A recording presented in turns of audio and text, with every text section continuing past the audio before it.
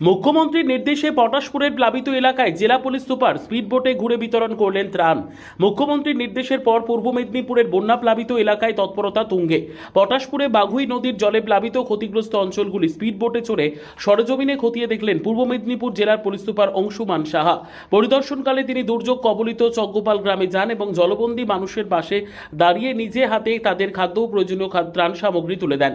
প্রশাসনের এই দ্রুত পদক্ষেপ ও সরাসরি ময়দানে নামার উদ্যোগকে আশ্বস্ত হয়েছেন স্থানীয় বাসিন্দারা। প্লাবিত এলাকার সাধারণ মানুষ জানিয়েছেন, সংকটের এই কঠিন মুহূর্তে জেলা প্রশাসন সব দিক থেকে তাদের পাশে দাঁড়িয়েছে এবং প্রয়োজনীয় সমস্ত সাহায্য পৌঁছে দিচ্ছে। নিমাই মণ্ডল। হ্যাঁ, আমরা সরকারের পক্ষ থেকে প্রায় সব রকম আমরা সুবিধা পাচ্ছি। এই বন্যা কবলিত এলাকায় সাধারণ মানুষের কাছে সরকার দাঁড়িয়েছে। সব দিক দিয়ে প্রশাসনের পক্ষ থেকে আমাদের এখানে প্রায় কম বেশি মিনিস্টাররা এসছেন।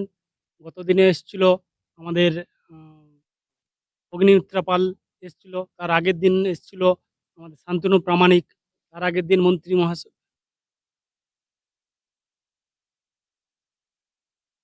জলের পরিস্থিতি এই মুহূর্তে স্থিতি অবস্থায়, কারণ জলটা নামা শুরু করেছিল।